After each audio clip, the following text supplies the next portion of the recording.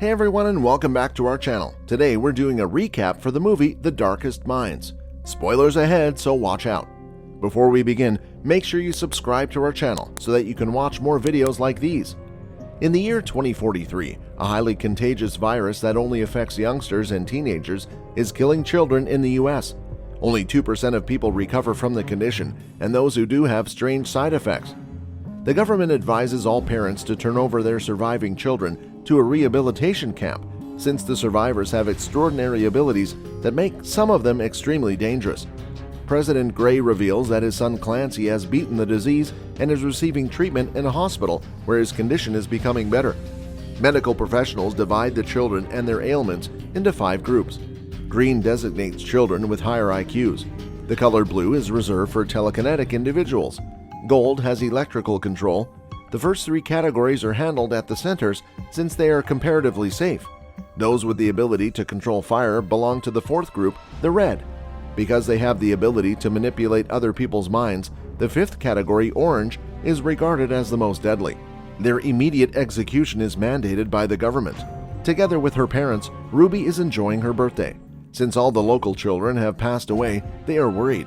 Ruby enters her mother's bedroom, but as soon as she touches her, a strange vision appears. Ruby's mother calls the authorities to request that Ruby be sent to the treatment facility since she no longer recognizes Ruby as her kid. Ruby and a few other children are brought to the treatment facility where a doctor assesses them to determine their abilities.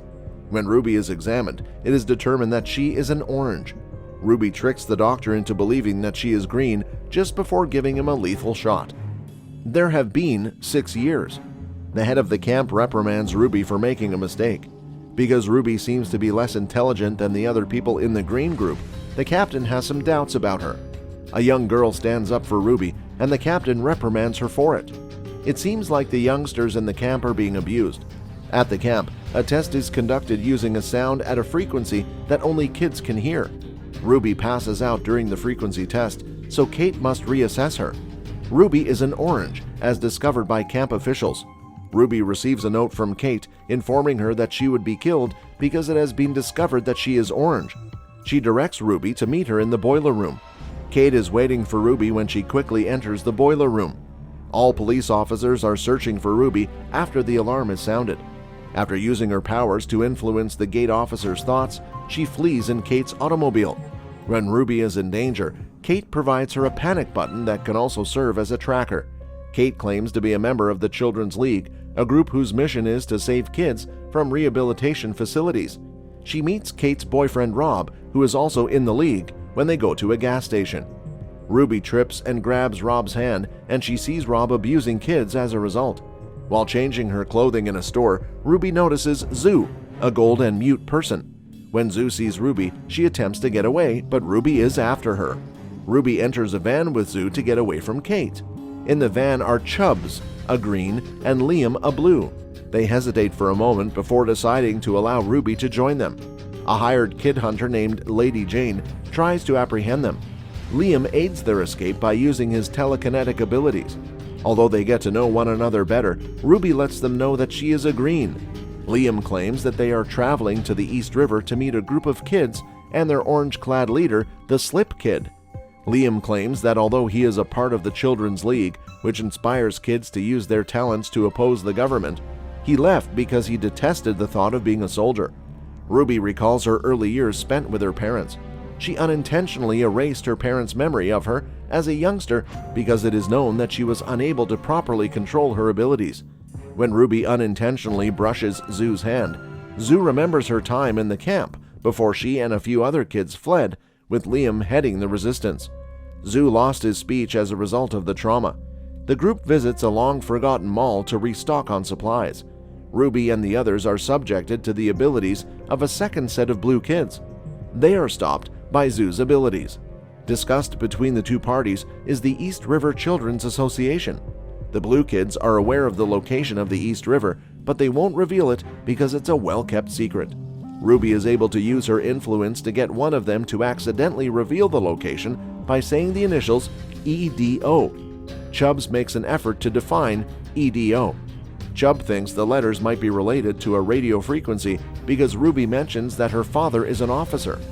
he uses the number 540 as a radio frequency and believes that E stands for 5, D for 4, and O for 0. They learn the camp is at Lake Prince thanks to a broadcast from the frequency. Lady Jane surprises the group by using a sound frequency to confuse Liam. Lady Jane's consciousness is taken over by Ruby, who then utilizes her strength to save the group. She instructs Lady Jane to proceed unabatedly through the forest. When Liam and the others learn that Ruby is an orange, they are shocked. Ruby says she's sorry and explains that she lied to them because she's not proud of her abilities. The two become closer after Ruby opens out to Liam about her history. When they visit Lake Prince, they run into other youngsters their age. They also encounter the Slip Kid, Clancy Gray, son of the president. Liam and Ruby dance at the gathering. Each of them has a task to complete, and Ruby helps Clancy. Clancy tells Ruby that he is one of the disease's initial few survivors. The government used him to produce a cure, but the doctors failed, and his father misled the public by declaring that they had discovered the cure. Clancy made his getaway and established a children's community where all kids can live safely. Ruby demonstrates to Clancy how to erase people's memories while teaching him how to use Ruby's talent to control other people's thoughts without coming in contact with their hands. Clancy attempts to kiss Ruby while in control of her thoughts, but Ruby smacks him and walks away. Authorities stop the group as they attempt to exit the camp. When Liam tries to attack, Clancy renders him unconscious. It is made clear that Clancy was the mastermind behind the government camp and gave the captain of the camp the order to arrest the kids. For the purpose of creating a supernatural army, he has been in charge of his father and the government. Zoo uses electricity to build a path of escape, while Ruby uses her ability to make the camp captain commit suicide. The kids appear to be taken into custody by armed forces aboard helicopters. A bunch of red children who set fire to the camp have been turned into weapons. Liam tries to retaliate. Everyone takes shelter when Clancy shows up, save for Ruby. She uses her mental force to convince numerous soldiers to stand by her. They are taken under Clancy's custody and begin exchanging gunfire. In order for Ruby to join him and forget about her friends, he tries to wipe her memories. Ruby resists and uses her might to influence the pilot's thoughts, causing the helicopter to crash and erupt. Chubbs helps Ruby escape safely, but Chubbs suffers from serious burns. Ruby presses her emergency button to let the kids' league know. The league shows up and collects the group.